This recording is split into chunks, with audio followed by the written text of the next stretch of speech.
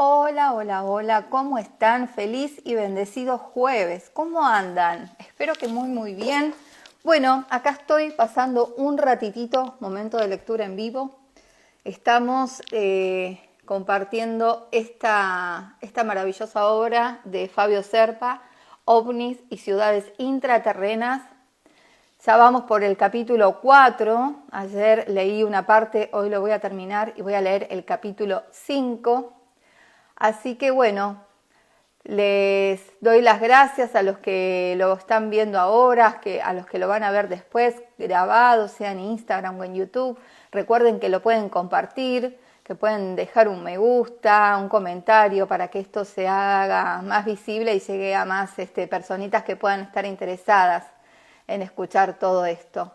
Bueno, esperen que estoy poniendo el título de paso para que si después entran sepan de qué estoy hablando, qué estoy leyendo, que es este maravilloso libro. Hola, mi Avi, ¿cómo estás? Tanto tiempo, estamos perdidos. A ver si nos hacemos una llamadita. Te mando un beso y un abrazo enorme, Avi. Bueno, voy a continuar entonces con la lectura del capítulo 4, que me quedó de ayer, y voy a tratar, si el tiempo me da, de leer el capítulo 5, ¿sí? Bueno, te tomo la palabra. Hola, cielo, ¿cómo estás? Qué lindo verlos acá en esta lectura. Bueno, vamos a continuar. Capítulo 4, voy a leer lo que nos dice un título que dice así: Las criaturas que salieron del centro de la Tierra. ¿Hay vida en el centro de la Tierra? ¿Será verdad el viaje de Julio Verne? ¿Podremos vivirlo? Corren distintas teorías. Mineros que, de pronto, se encontraron cara a cara con extraños seres provenientes de las entrañas de la Tierra, arqueólogos y exploradores que desaparecieron misteriosamente sin dejar rastros en ninguna incursiones realizadas por cuevas y túneles dentro de cordilleras y montañas de nuestro planeta. Sin embargo, en España ocurrió un caso que, sin lugar a dudas, despejó algo de la incógnita que rodea a aquellos que habitan la Tierra hueca y, a la vez, cohabitan con nosotros el planeta Tierra. Estas historias, cuya autenticidad puede ser objetable, no dejan de ser un accidente para pensar en el verdadero significado de aquella célebre frase: como es arriba, es abajo. Veamos los hechos. España. Corría el mes de agosto de 1887 en una población llamada Banjos. Eran las 5 de la tarde. Unos campesinos que se encontraban cultivando unas parcelas de tierra cerca de una cadena de montañas vieron salir de una de las grutas de la montaña a una niña y un niño. Vestían de una forma sumamente extraña para aquella tarde de verano, pero no fue aquello lo que llamó la atención a los granjeros. Lo más llamativo era el color de piel de los chiquilines, verde, como las hojas de un árbol en primavera. Asombrados ante semejante aparición, dos de los campesinos se dirigieron hacia los niños con la finalidad de entablar conversación con ellos. Todo fue inútil. Estos hablaban un idioma desconocido. La noticia cundió por el poblado de Banjos como un reguero de pólvora. Médicos y químicos procedentes de Barcelona se dirigieron al pequeño pueblo para estudiar el caso. La constitución orgánica de las extrañas criaturas era diferente a la humana. Carecían de páncreas y poseían un solo pulmón, algo mayor en tamaño que el del cuerpo humano. Desconocían también el idioma planetario terrestre. El estudio químico de la constitución de la tela que los arropaba arrojó como resultado que poseían fibras que en nuestro planeta carecen de denominación, ya que no existen. Los niños, que precisaban cuidado, fueron entregados al juez de paz, señor Ricardo de Calvo. Una vez alojados en su casa, los huéspedes fueron sometidos a un duro y profundo baño con la finalidad de quitarles el color verde. Todo fue nuevamente inútil. La pigmentación de la piel era verde. Los rasgos faciales de los muchachos se asimilaban a las de la raza negra, pero sus ojos, de corte netamente oriental, eran de color celeste y en forma de almendra. Eran unos rostros que ofrecían el crisol de las razas. Se trataba de alimentarlos a la manera terrestre, pero ellos rehusaban a esos alimentos, sobre todo la carne y sus derivados, al punto de no poder vencer una repugnancia manifiesta ante todo tipo de proteína. Luego de una semana de Mulca bregar por brindarles alimentos adecuados, se les ofreció un plato de arvejas y otros porotos. Recién ahí aceptaron comer. Sin embargo, el niño, muy debilitado de menor fuerza física que la niña, murió. Su hermana sobrevivió. La chica, que fue acostumbrándose paulatinamente a la comida común, fue perdiendo su color verde y adquirió lentamente el color de la raza blanca. Los rasgos fisonómicos permanecieron inalterables. La niña aprendió gradualmente el idioma español y quedó como criada en la casa del juez de paz. Se le interrogó una vez que se pudieron entender y contó una historia como de ciencia ficción, pero auténtica y verídica. Provenían de un país subterráneo donde no había sol, en el que vivían en crepúsculo permanente. Poseían bolas solares artificiales que iluminaban su territorio y hacían crecer las plantas. El país de donde provenía la niña se encontraba separado del nuestro por un anchísimo, caudaloso río. 2 días antes de haber sido encontrados a la salida de la gruta, se produjo un cataclismo, un maremoto que inundó su territorio. Ella y su hermano pudieron escapar por una cueva cerca del río que desbordó. Evidentemente es la vía de comunicación entre el mundo subterráneo y el mundo exterior, es decir, el nuestro. Se tejieron miles de historias y conjeturas alrededor de la historia de los niños verdes. Sin embargo, en el siglo XIX no estaba preparado para aceptar con una realidad que hoy es casi innegable la existencia de seres en el centro de la Tierra. Como expresé al principio, corren varias y diversas historias en relación con los habitantes subterráneos.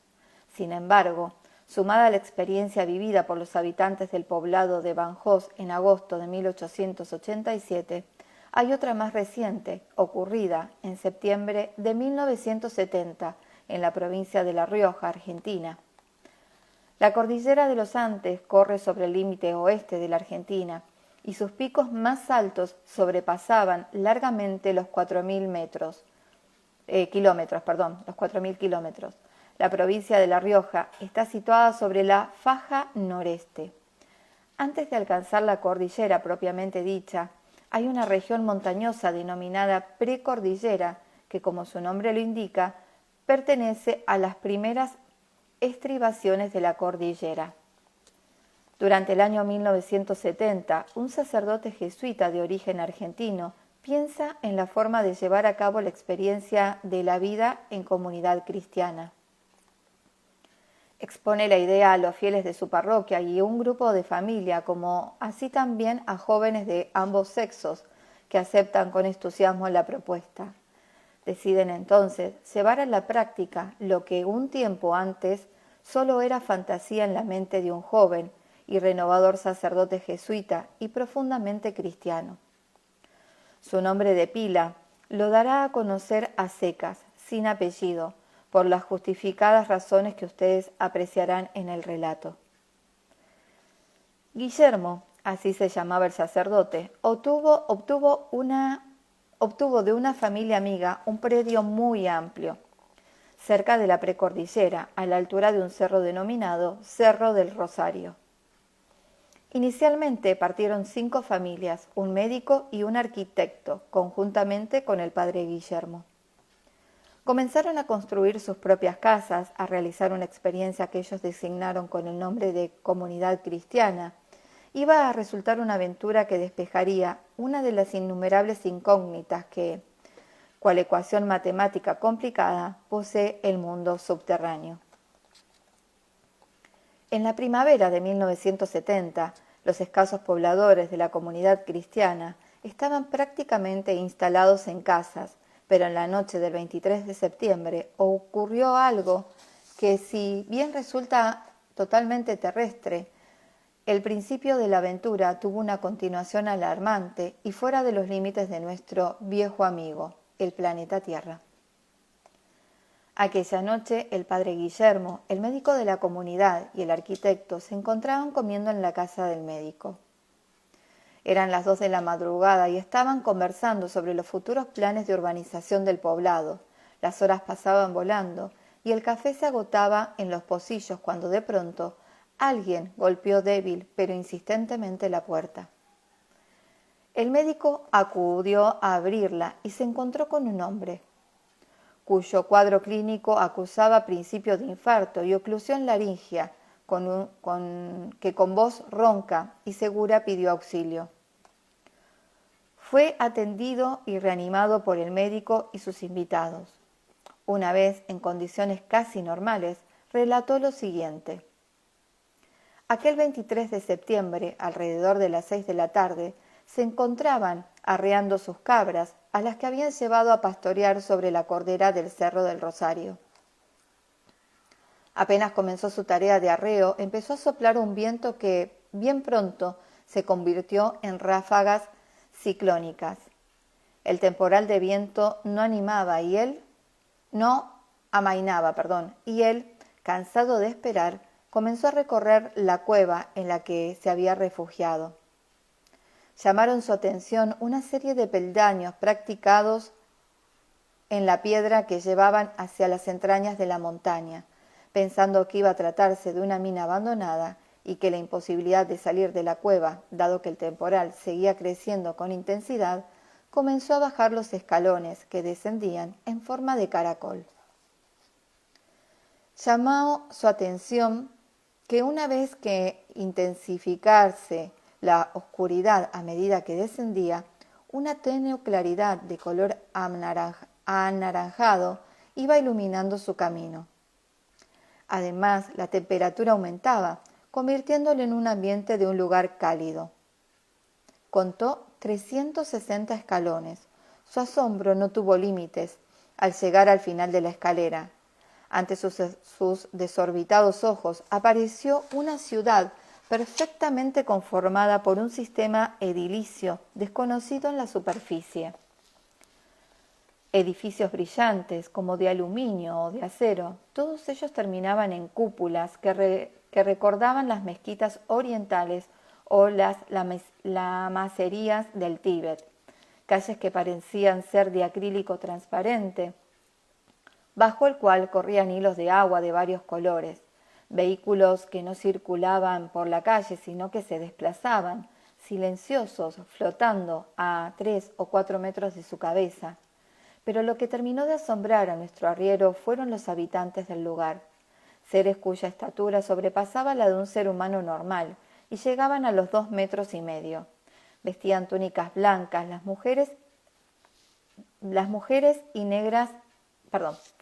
vestían túnicas blancas las mujeres y negras los hombres. Estos seres en ningún momento prestaron atención al arriero en cuestión, al punto que él comenzó a caminar, siguiendo en línea recta la calle de acrílico, cuya iluminación provenía de una de las bolas del tamaño de una pelota de fútbol número 5. Eran incandescentes y flotaban en el espacio, dando una tonalidad naranja a todo el ambiente. No irradiaban ni calor ni frío. Nuestro arriero cruzó ese mundo subterráneo de lado a lado, siguiendo siempre su camino por la extraña calle de acrílico. No se atrevió a internarse por las calles laterales que cruzaban la que él transitaba. Llegó al final de la misma y se encontró con otra escalera en caracol, idéntica a la que utilizó para descender.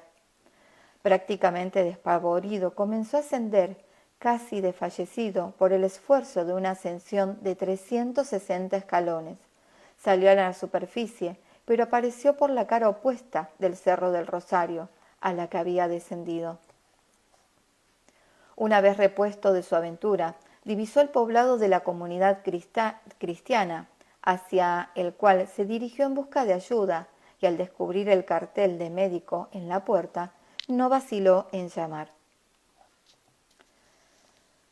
Dudando de la veracidad de la historia contada por el arriero, el padre Guillermo y el médico le pidieron que les indicara el lugar exacto por el cual había ascendido a la superficie, con la finalidad de investigar in situ.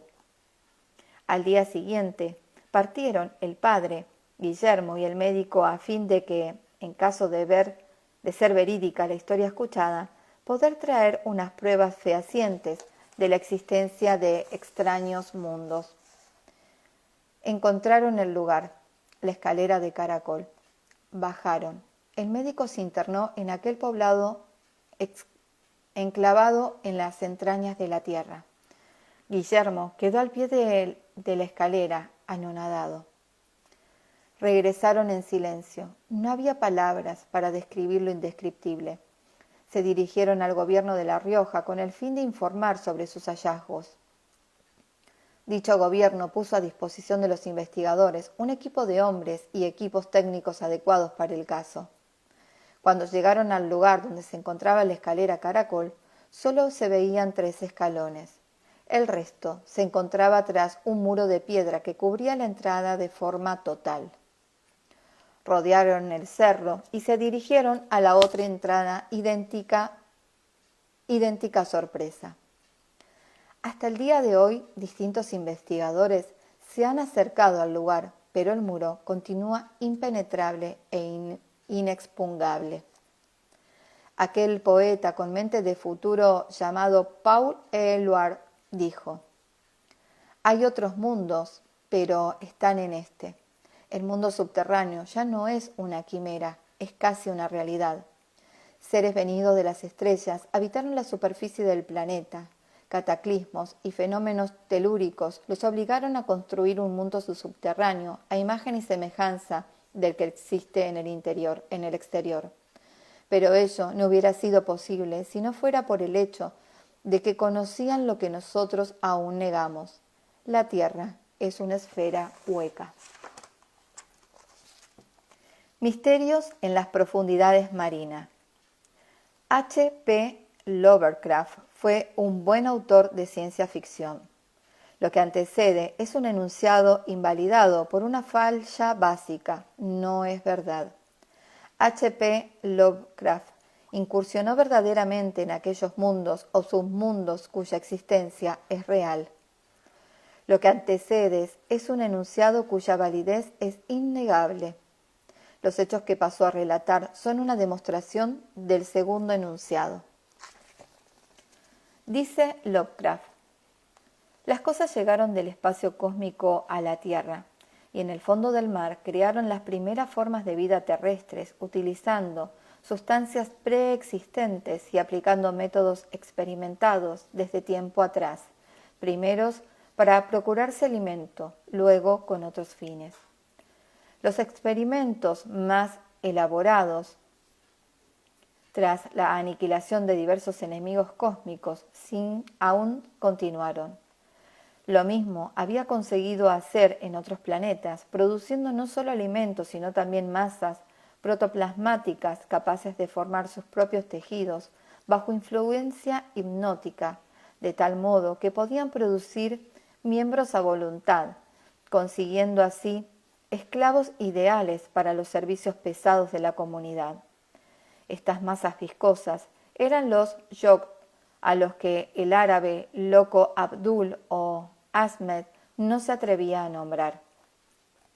Luego, otra raza formada por seres en forma de pólipos, los prehumanos llamados Cthulhu, desalojaron a los seres antiguos. Una parte de ellos se alojó en las profundidades de los mares, otros en tierra firme. Lovecraft le dio sentido de historia fantástica a lo que menciona en párrafos anteriores. Sin embargo, no es en absoluto un absurdo.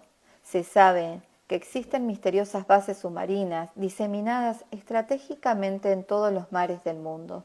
Son astropuertos que sirven de refugio a los tal vapuleados, pero no por eso menos enigmáticos, platillos voladores.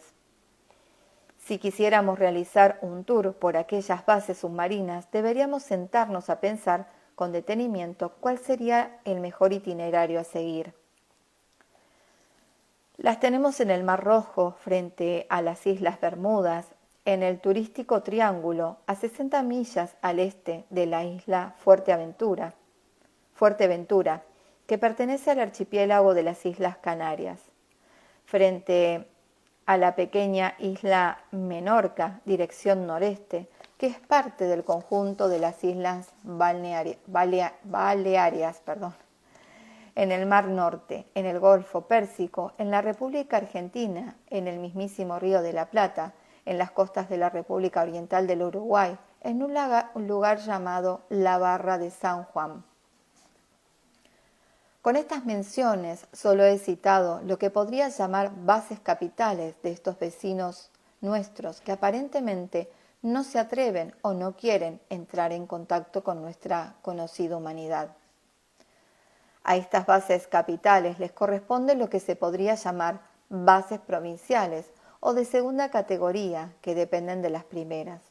No se encuentran habitadas como en el caso de las primeras, sino que funcionan como estaciones de rastreo. Una prueba de la existencia de nuestros vecinos subterráneos es la aparición en varias oportunidades de sumergibles que despertaron la intranquilidad unánime de Estados Unidos, Alemania, Rusia y Japón. Cada una de estas potencias pensaba que estos sumergibles eran el arma secreta de la otra, cuando en realidad eran ingeniosos pertenecientes a la civilización prehumana de la que hablara Lovecraft al principio de este relato. Los diversos servicios secretos de las grandes potencias tienen voluminosos informes sobre extrañas apariciones desde las profundidades de los mares, que no responden a ninguna técnica de maniobra conocida. Veamos algunos casos que prueben que auténticos objetos extraños, ingenios que no pertenecen a nuestra humanidad, existen y habitan las profundidades de las aguas de dicho golfo. Los argentinos pensaron de inmediato que se trataba de un submarino espía que violaba las leyes de seguridad de las aguas territoriales. Alertaron a los Estados Unidos de América, avisando que si el submarino les pertenecía, le ordenasen retirarse de la zona bajo amenaza de bombardeo. El país del norte respondió que el sumergible no era de su propiedad. Al ser negativa la posible culpabilidad de Estados Unidos, se dirigieron a Rusia. El primer ministro de aquellos años, Nikita Khrushchev, al enterarse de la reiterada amenaza de los argentinos de bombardear el aparato, respondió airadamente: «Pues adelante, bombardeen, el submarino no es nuestro». Habiendo puesto en estado de alerta a las dos grandes potencias, se procedió a lanzar cargas de profundidad con la finalidad de destruir el extraño intruso. Pero, ante el asombro y estupor de la Armada Argentina, se detectaron, por sonar en el momento de la explosión, dos sumergibles más que aparentemente acudían en ayuda del primero. A continuación, se escucharon lejanas explosiones bajo las aguas y, por último, se vieron emerger pequeños objetos negros de formas cilíndricas que se movían rápidamente alrededor de las quillas de los buques de guerra. Las extrañas formas cilíndricas aparecían y desaparecían ante la mirada asombrosa de los marinos argentinos que no lograban dar en el blanco. Cuando ya confundidos se disponían a lanzar una segunda carga explosiva, los aparatos de sonar detectaron que ningún objeto se encontraba sumergido desde las aguas del Golfo Nuevo. 14 de febrero de 1960. En aguas del Mar Caribe, barcos de la Armada norteamericana son perseguidos por un ingenio submarino. Al prepararse los americanos para atacar a dicho sumergible, este se alejó con increíble rapidez para luego desaparecer totalmente. 15 de febrero de 1960. El presidente egipto Nasser se dispone a realizar un paseo en su yate privado por el mar Mediterráneo. La guardia de seguridad, a cargo de los aparatos de control, detecta un objeto que, sumergido a unos 20 metros de profundidad, sigue de cerca al barco y parece llevar el mismo rumbo. Se da la orden de ataque. Todo fue en vano. En el momento de lanzar la carga, no acusaron la existencia de ningún objeto sumergible en las cercanías al yate. 5 de marzo de 1960, en las cercanías de Seattle, se observa una extraña mole de hierro cuya apariencia física semeja a una enorme langosta de mar. La Marina se ocupó de investigar cuál era el país que se había ocupado de crear semejante objeto y cuál era su misión. Pero fue en vano. Ninguna potencia terrestre se adjudicaba el invento. 18 de mayo de 1960, en Sydney, Australia, un misterioso objeto de formas no convencionales evoluciona y se aloja durante días a 150 metros de profundidad y permanece inmóvil. Luego desaparece sin dejar el más leve rastro. Luego de esta breve estadística, busquemos a los causantes de estas enigmáticas apariciones y desapariciones. Existe una sociedad secreta, neonazi, que agrupa en la actualidad tan solo unos 10.000 hombres. Responden al nombre de los Caballeros de Poseidón. No todos sus miembros son terrestres, algunos son extraterrestres. La finalidad de este grupo de hombres es fundar una verdadera ciudad submarina en las profundidades de la zona, por donde corren vastas líneas marítimas y aéreas. Dada su ubicación, no les resulta difícil proceder a la interpretación de barcos, yates sumergibles y aviones que signifiquen de importancia para la empresa a la que se encuentran abocados. Se han visto entorpecidos por un solo problema que aparentemente solucionaron no hace mucho tiempo.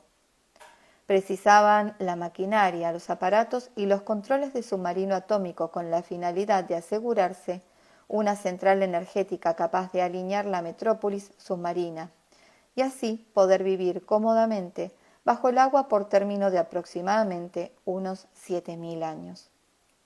Como dije en el párrafo anterior, ese problema ya había sido solucionado. El submarino Scorpion, perteneciente a la Armada norteamericana, desapareció misteriosamente en las turquesas aguas del Triángulo Mortal de las Bermudas. Se sabe que los caballeros del Poseidón están creando una nueva raza, la mal llamada por ellos raza de superhombres, y esta es la razón por la cual no se terminan de esclarecer las inquietantes historias de los barcos aparecidos en las diferentes mareas del globo, a la deriva y sin tripulación. La María Celeste, el Vengeance, el Joyita, fueron víctimas de esta deplorable orden. Sus desapariciones responden a una lógica. Los caballeros de Poseidón, piratas fantasmas que habitan las abismales profundidades, están reclutando a seres de nuestra humanidad para crear una tenebrosa superhumanidad. ¿Cuál es el destino del hombre ante todos estos fenómenos que lo sumergen en abismos de dudas e interrogantes? En definitiva, ¿se animan ustedes a responder qué son los ovnis y de dónde proceden? Y más aún, ¿pueden responder quiénes son ustedes mismos? ¿De dónde proceden? ¿Cuáles son sus destinos y el destino de toda la humanidad que ha intentado entrar en el cosmos sin comprenderlo? Solo un consejo más, una advertencia quizás, una opinión, si les place más el término. En todo esto, no debemos ni podemos afirmar ni negar nada, solo la duda tiene razón de ser. Voy a leer el capítulo 5, porque es cortito. Las ciudades subterráneas y las entradas polares. las experiencias del almirante Byrd. La existencia de un reino subterráneo en manos de poderosos señores, supervivientes de extinguidas civilizaciones, custodios de fabulosos legados antiguos de visitantes extraterrestres, es leyenda, mito o realidad, pero en cualquier caso es evidente que esta idea es algo innato en la historia de las culturas más antiguas y los pueblos primitivos de la Tierra. El almirante Richard Byrd, con enigmáticas palabras a la vuelta de su viaje polar el 13 de marzo de 1956, se refirió a un continente encantado, tierra de perenne misterio. Se ha escrito que exhibió, no lo pudimos verificar, fotos y películas de un mamú y raros animales correteando por regiones de vegetación tropical en pleno reino de los cielos. Todo esto sería producto de una incursión involuntaria del avión de Byrd en el reino subterráneo, que precisamente tendría una de las entradas en la cercanía de los polos. En la actualidad, estos lugares son intensamente estudiados por expediciones americanas y rusas. Nadie ha aportado nada que justifique lo que ha dicho Byrd. A nosotros no nos sorprende, porque comprendemos la experiencia de Byrd y el mundo subterráneo, dentro de patrones psíquicos o metapsíquicos. Realidades que pertenecen a mundos diferentes, a los cuales se tiene acceso por contingencias imprevisibles o por voluntad de la inteligencia que los habitan. De la misma manera deben entenderse las experiencias de Hilda Thorper y el famoso viaje al Mato Grosso del coronel Fawcett, que conmovió a la opinión pública del mundo entero durante los años 20 de este siglo.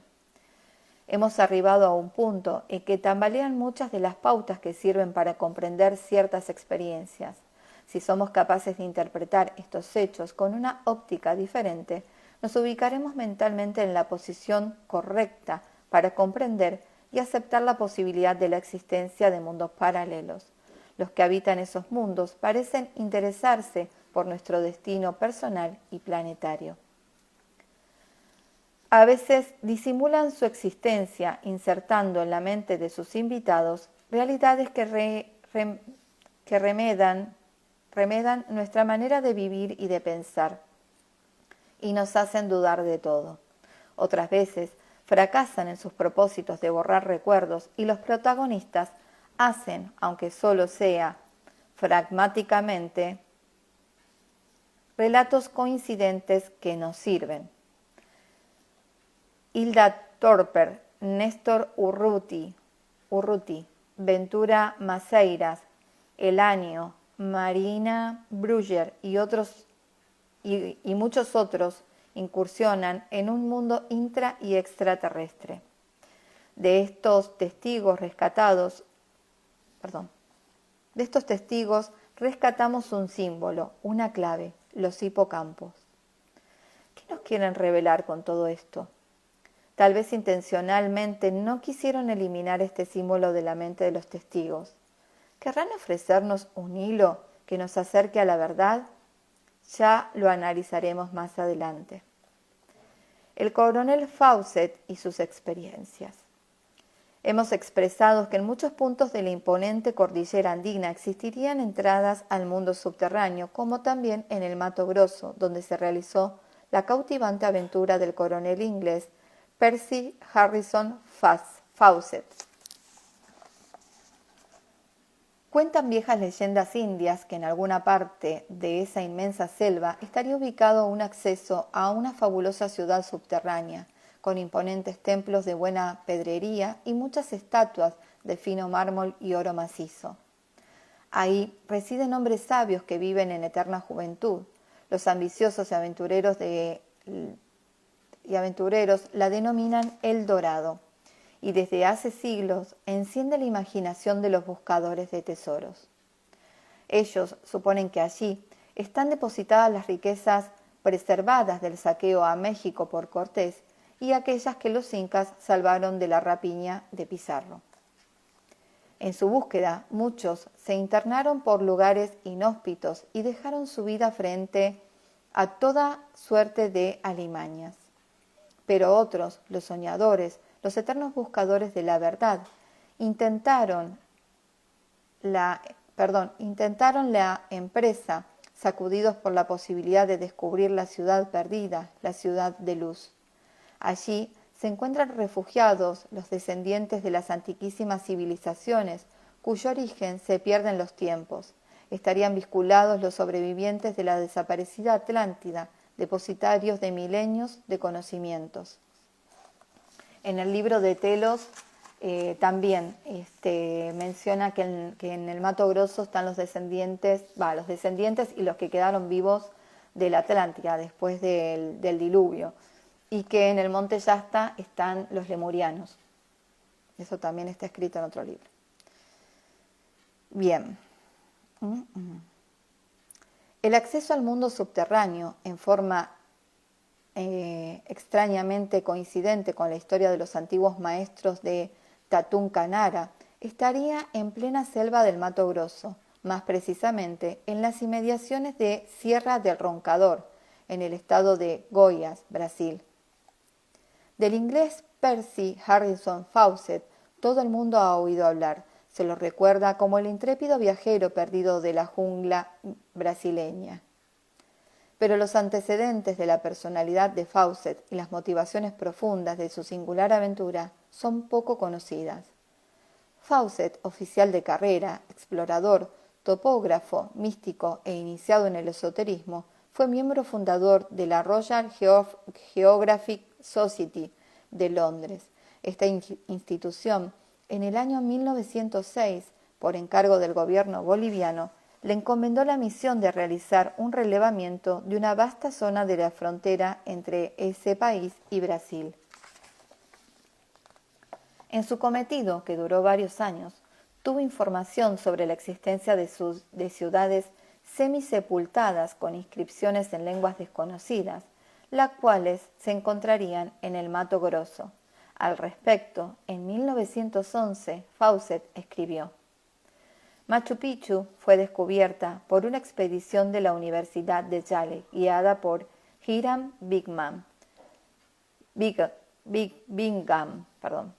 Mi objetivo es investigar acerca de una época más antigua de los incas.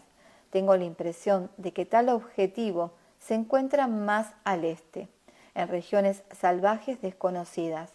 Todas las tribus indígenas más evolucionadas guardan tradiciones de una gran civilización más remota que los incas, de una raza tal vez generadora de esa misma civilización. El enigma del mundo prehistórico podrá ser resuelto recién cuando esas antiguas ciudades sean descubiertas. Esas ciudades existen, estoy en lo cierto. En la imaginación de Fawcett, fértil y mística, se plasmaba una decisión inquebrantable: dedicar todo su esfuerzo a la búsqueda de la ciudad perdida y, si fuera necesario, dar la vida por encontrarla. La misteriosa Zeta. Fawcett tenía el esoterismo en la sangre y en el alma. Su hermano, Edward Douglas, colaboró con la gran ocultista Madame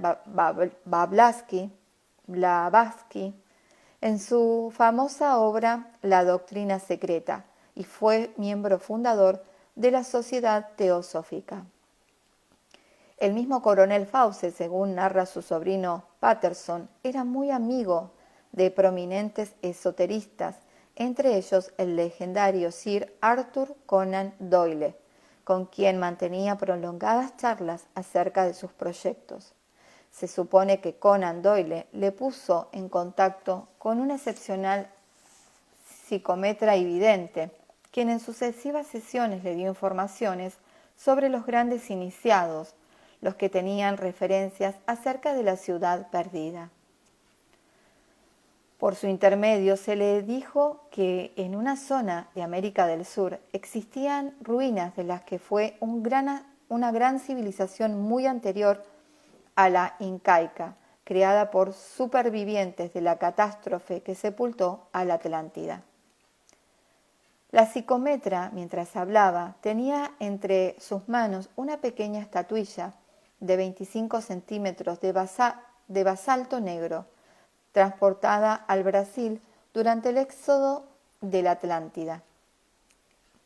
Con énfasis aseguraba que el último destino de la estatuilla había sido la ciudad perdida, que muy esotéricamente se designa como la misteriosa Zeta. Zeta debía estar en las inmediaciones del sagrado Cerro Roncador.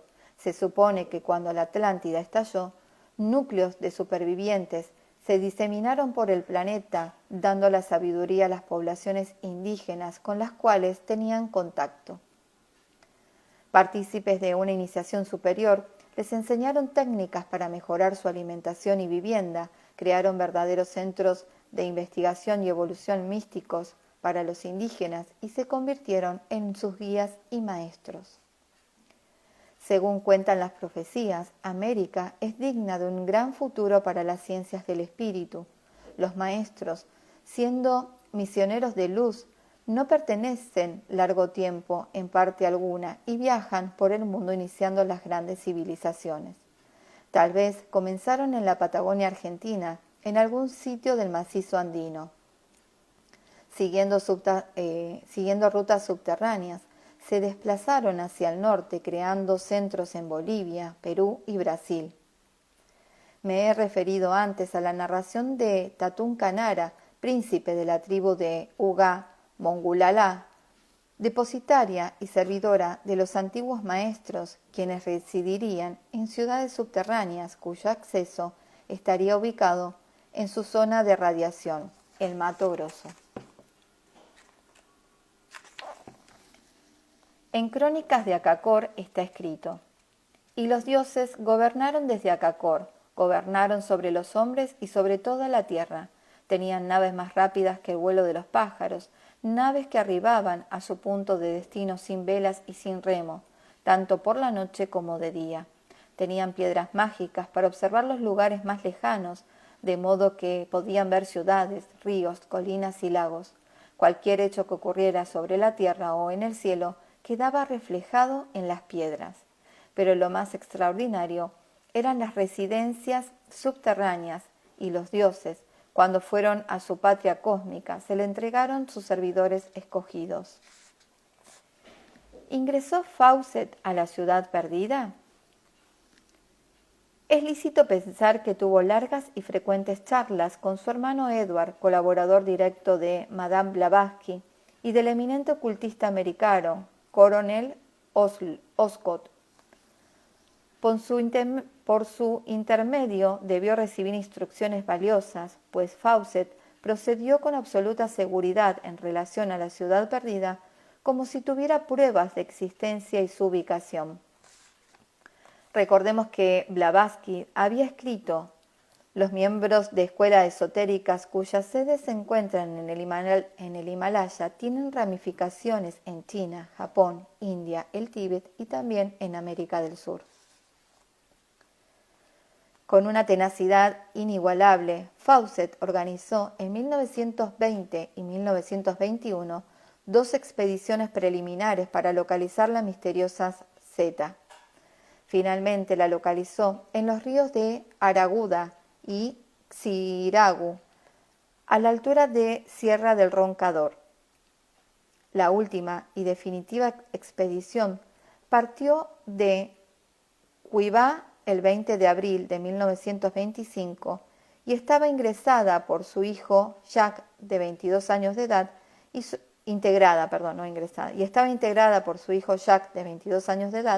y su amigo Relais Rimmel. El 29 de mayo de 1925 alcanzaban los 11 grados 43, no sé cómo se diría, 11 grados 43 no sé qué de latitud oeste, porque no sé cómo se dice los dos puntitos en este caso. Este lugar fue designado por el mismo Fawcett en su primera expedición como Caballo Muerto, en recuerdo del animal que murió en aquel lugar, y esta es la última referencia que se tiene de la expedición. Se supone que, como lo tenían proyectado, cruzaron el río Xingu marchando hacia el norte, pero se desconoce hasta dónde llegaron. Para buscarlos se organizaron varias expediciones que aportaron noticias dudosas sobre el fin de los viajeros. En 1930, un periodista, Albert de Winton, fue en busca de Fawcett y también desapareció misteriosamente. Hay otra versión, la esotérica, que comparte el mismo sobrino de Fawcett. Sus compañeros habrían muerto víctimas de las injurias de la selva, pero el indómito espíritu de Percy H. Fawcett habría ingresado al reino subterráneo. Los superiores que lo habitan, como premio a su coraje o a su tesón y a la autenticidad de los objetos que lo impulsaban, le abrieron las puertas y se sumergió en el mundo subterráneo. El reino subterráneo manifiesto e inmanifiesto. Cuando se habla de esto comienza la confusión. ¿El reino subterráneo es material o espiritual? Es imprescindible intentar aclararlo.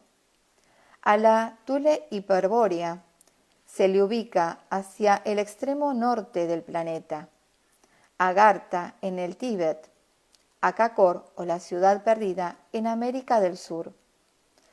Todos los centros son de iniciación esotérica, lugares donde residen los maestros que están en contacto y reciben información extraterrestre.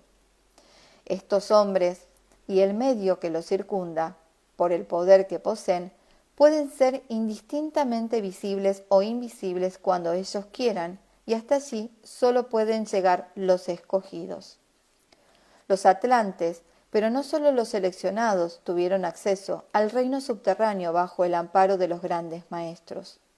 Con el curso de los tiempos, también se permitió la entrada en contadas oportunidades y en forma personal a quienes lo merecieron.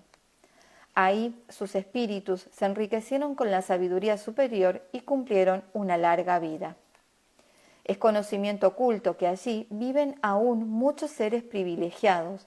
Cuando está determinado, los reinos subterráneos pueden visualizarse como un espejismo, haciéndose visibles para las poblaciones aborígenes de su entorno, quienes serán encargados de propalar al mundo noticias de su existencia. Hemos visto como dioses y hombres se hallan complicados en el drama del vivir y la búsqueda de una sabiduría que da sentido a los destinos humanos. De lo invisible llegan los dioses, los grandes iniciados y maestros para aportarnos su conocimiento y señalarnos las rutas hacia la perfección. ¿Fueron Buda, Quetzalcóatl, perdón si hay algún mexicano, Quetzalcóatl,